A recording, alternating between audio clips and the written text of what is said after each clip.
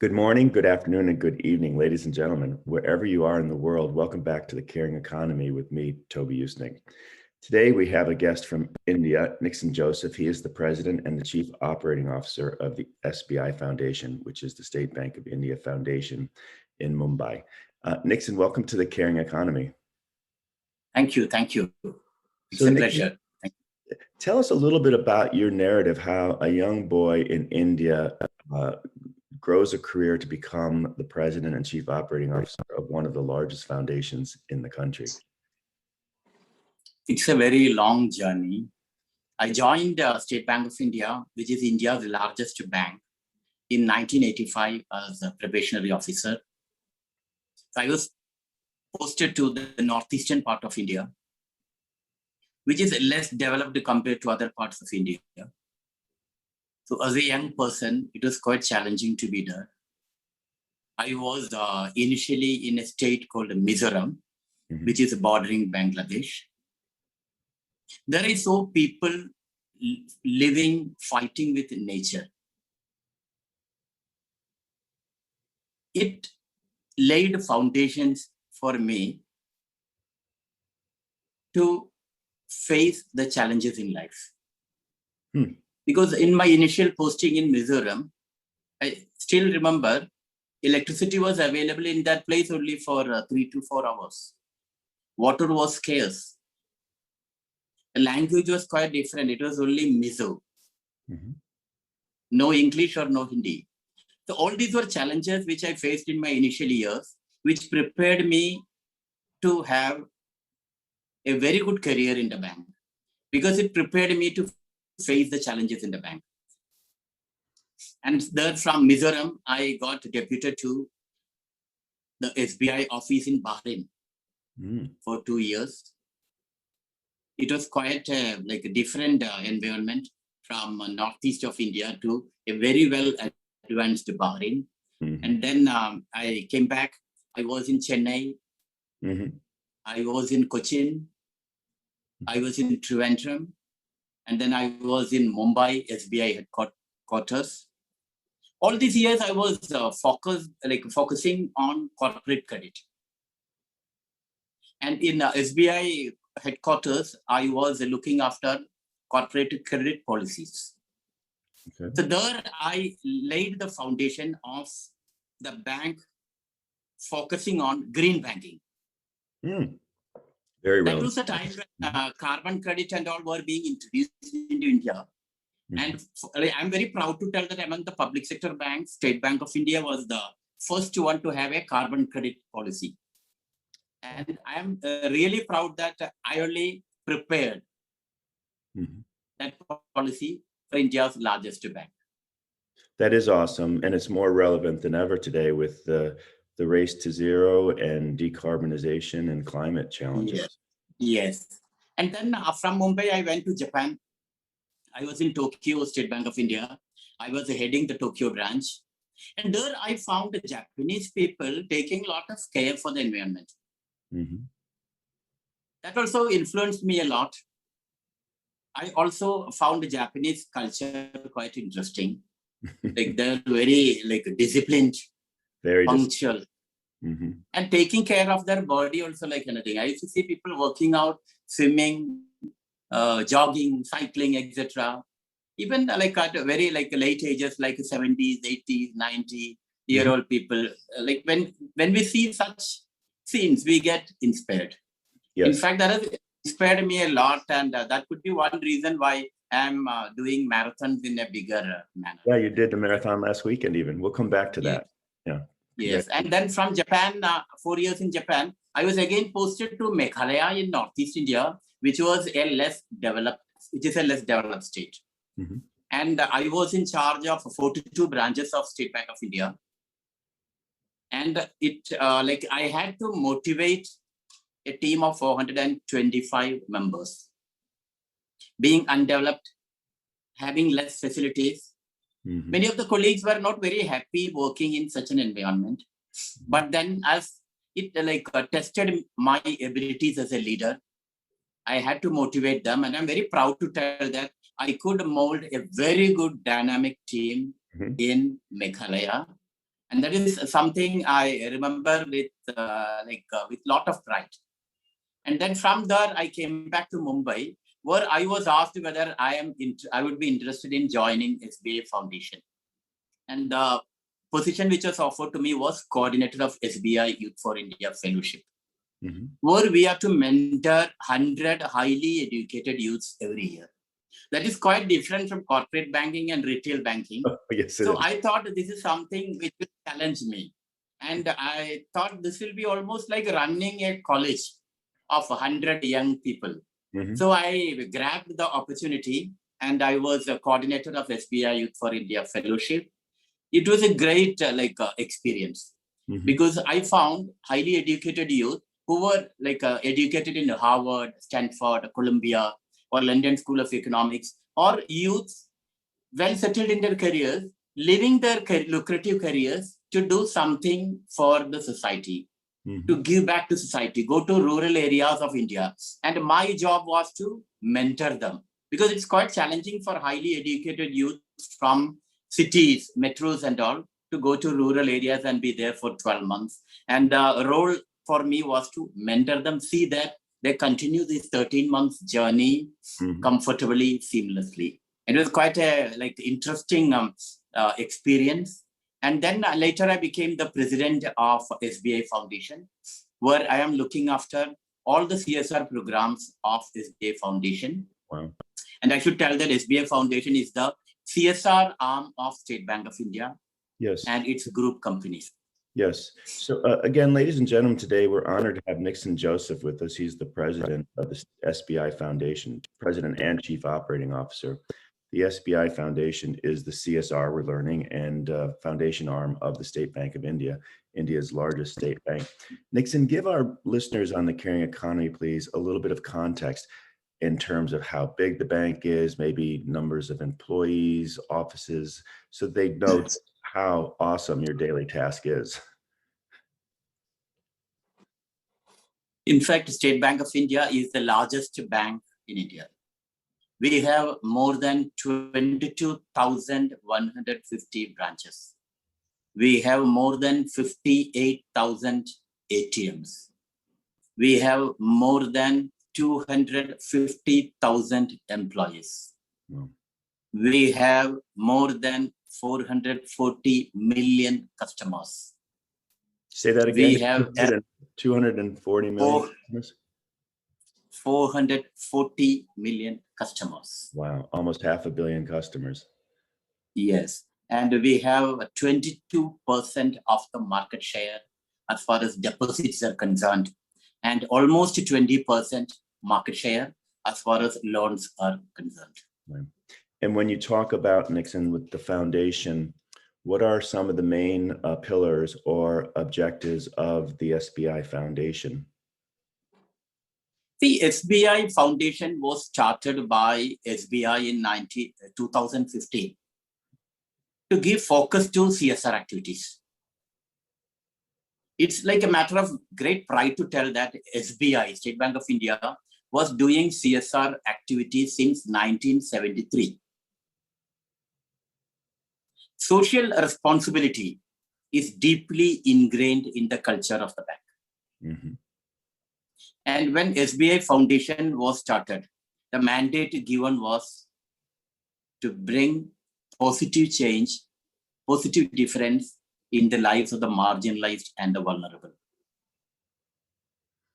And what in SBI Foundation we did is that aligning all our programs to the Sustainable Development Goals. The UN Sustainable Development Goals, yep. Yes. And we have 3 flagship programs. One is SBI Youth for India Fellowship, where we take 100 highly educated youths every year and connect them to rural aspirations. What we do is that we tell these fellows to go to remote villages, understand the problems, note down 10 pressing issues in the villages, and try to address at least one of these issues. So at the end of the year, you find that 100 pressing issues of the rural areas have been addressed by our 100 fellows. They come out with the projects pilot it, make it successful, and make it sustainable and live after 12 months. Mm-hmm. Here, I should tell that one of the matters of great pride is that at least 10% of them become social entrepreneurs. They keep on rocking. I have a very good story, successful story of one youth who is a postgraduate in mechanical engineering. He became a fellow, and after the fellowship, he went back to the village, started a social enterprise involving bamboo craftsmen. That means he has given livelihood of bamboo craftsmen. Similarly, there are many other successful stories under this program. And there is another significant fact is that 65 to 70% of the fellows are young girls who are willing to go to remote parts of India with the passion to bring change. Mm-hmm. And our second fellowship program, flagship program is the SBI Gram Seva. That is adoption of villages. We have adopted 75 villages all over India. These are all in remote places. Mm-hmm. We are intervening in various areas so that we bring holistic development. And at the end of the 3-year period, the program is sustainable with the involvement of the community. Mm-hmm.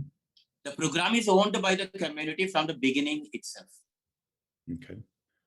And then whatever programs are implemented there are as per the requirements of the community. Okay. So we see a lot of change because the community begins to feel that this is our project. We have to be change makers. Mm-hmm. We should use the resources available in the villages and bring change. So this is ingrained among the community in all the 3 years, and the program is owned by the community. Mm-hmm. And the third flagship program which we are having is the SBI Center of Excellence for Persons with Disability, where we are trying to empower the persons with disability and removing barriers to employment and employability of persons with disabilities. So in this connection, we have recently tied up with Microsoft, and we are training 500 persons with disability and preparing them for the banking, finance, insurance sector. The fourth program which we have started is in response to COVID, where we are focusing on improving the health infrastructure in India, as well as providing relief activities to those who are affected by COVID. Mm-hmm. Have you had to go remote with your operations? How has COVID on a practical day-to-day basis affected the State Bank of India Foundation's operations? See, we are spread all over India, and therefore SBI Foundation also implements programs all over India. Mm-hmm. And we, being a public sector bank, the foundation of a public sector bank, we see that we reach areas which are not reached by others. Mm-hmm. So northeastern India, areas like Ladakh, J&K, or really undeveloped areas, all these become our operational focus areas. Mm-hmm. We have programs in all the states in India. COVID has impacted our functioning to some extent, in the sense that we won't be able to travel to these locations frequently as we could do earlier. Mm-hmm. So most of the monitoring have to happen online. In that way, it would have affected the implementation of the project to some extent. Mm-hmm. Though we have been continuing our projects without any stop, it's my view that if our monitoring would have has been affected to some extent because of COVID. Yes. Because our travels have been restricted. Yes. Ladies and gentlemen, stay with us after this break. We have a great guest today from India, Mr. Nixon Joseph. Welcome back to the Caring Economy.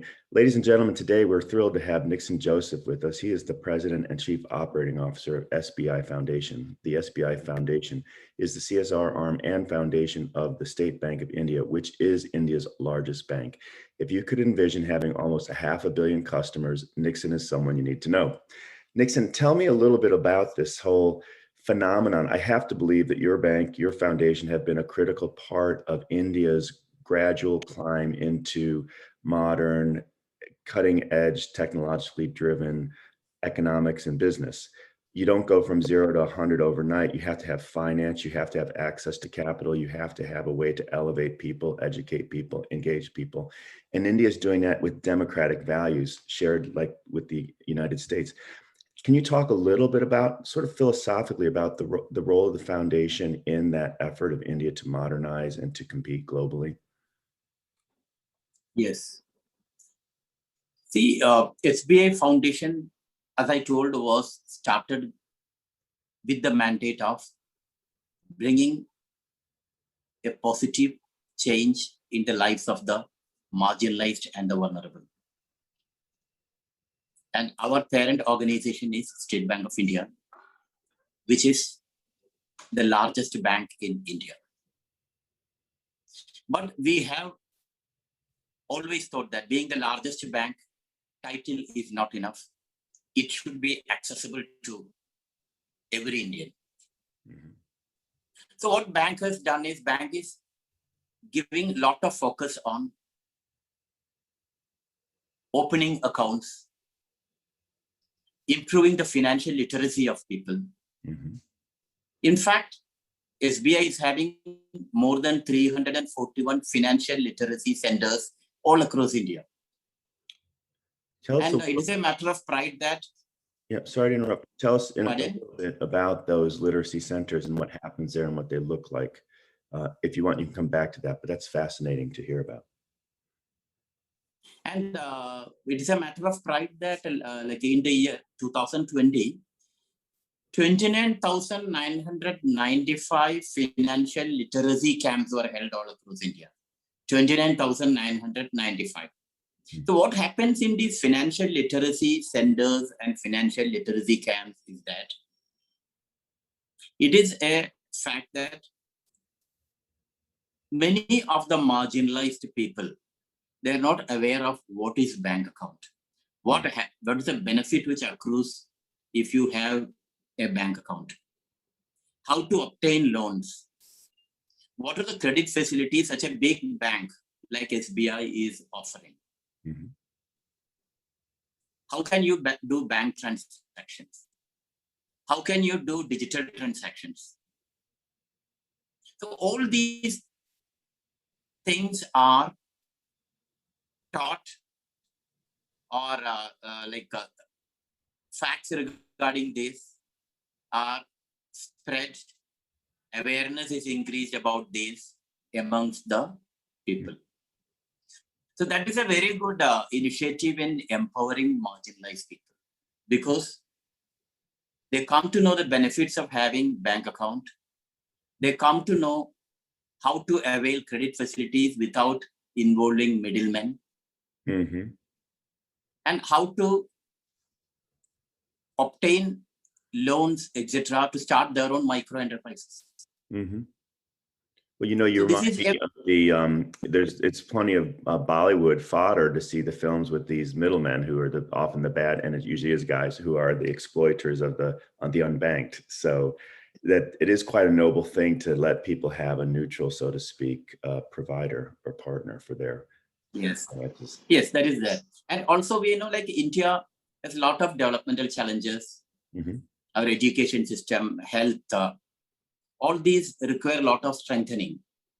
So from foundation, what we do is we implement programs which would improve the quality of education in the schools.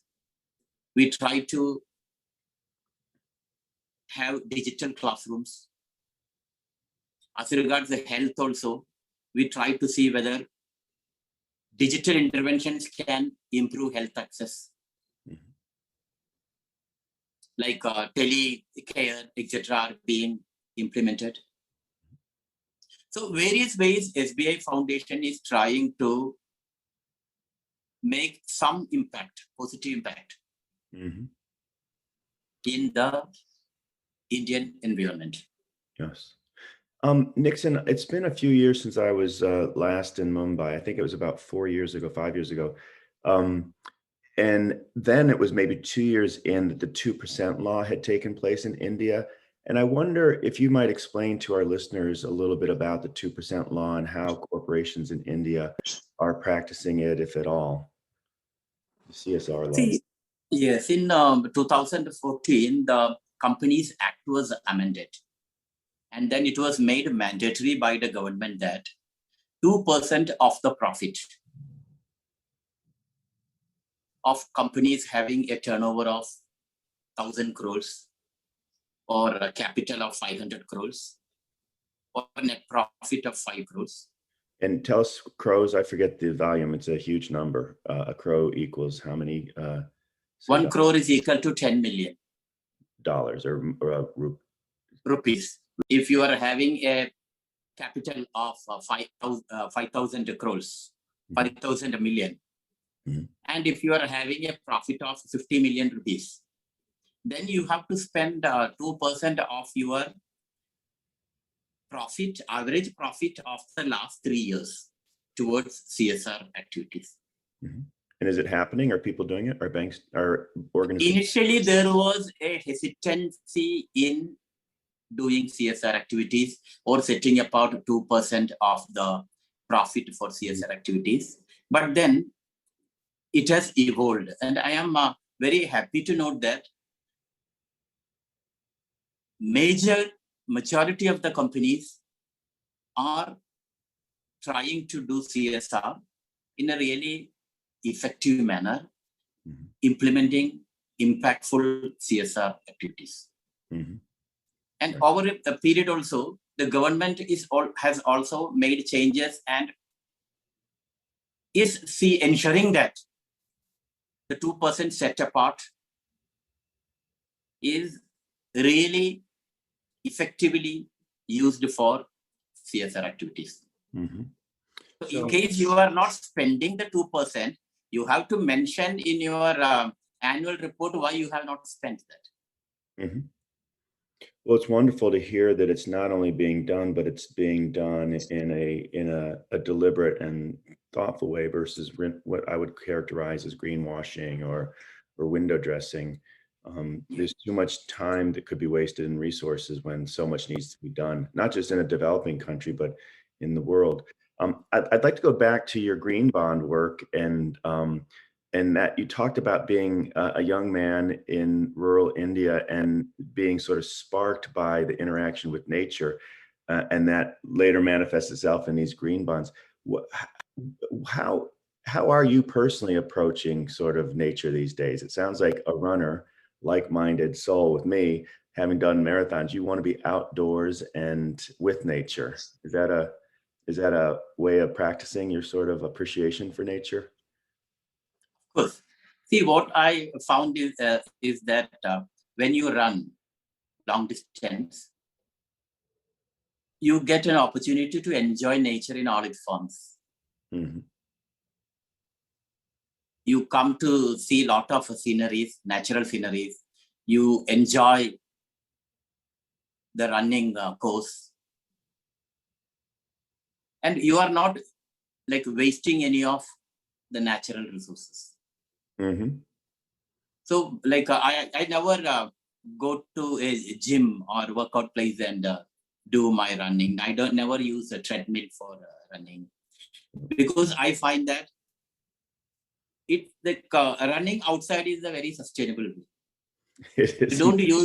You don't draw any resources from nature.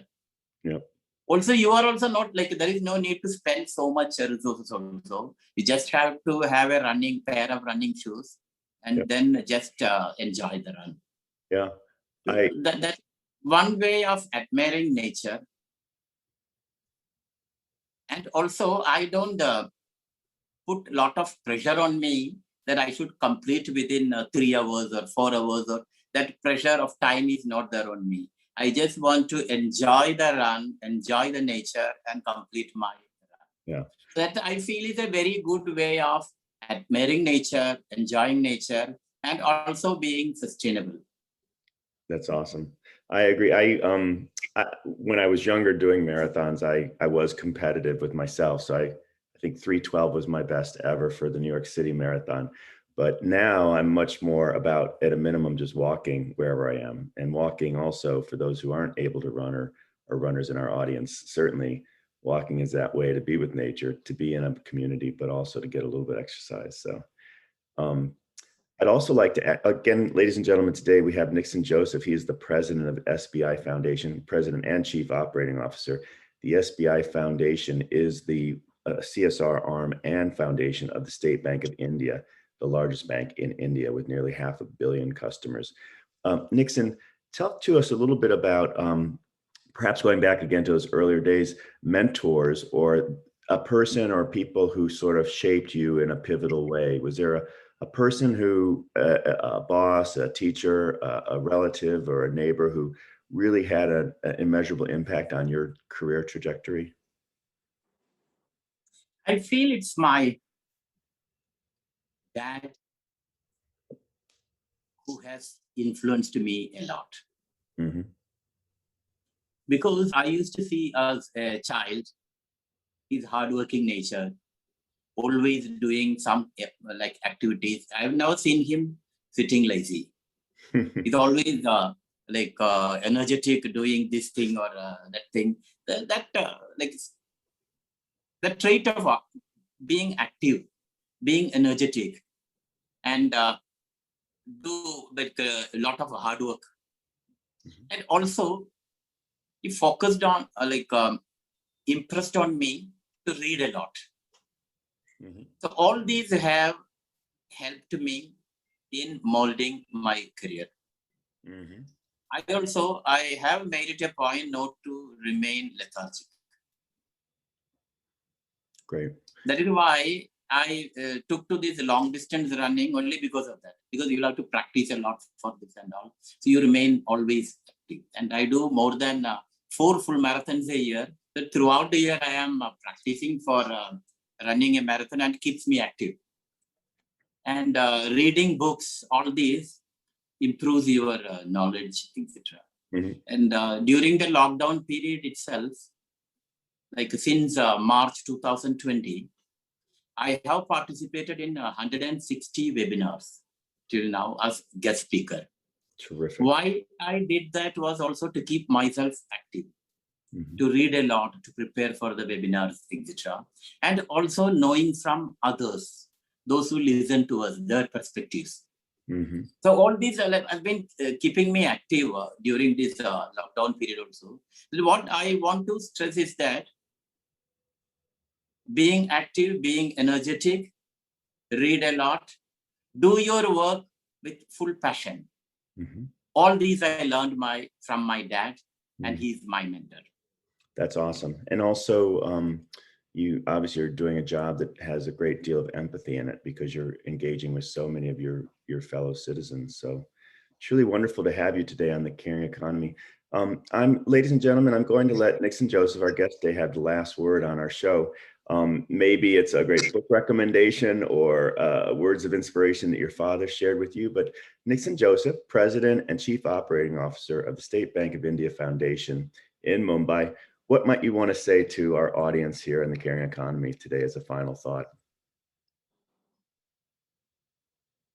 I feel that it's not only corporates. All of us individuals have a responsibility to the society.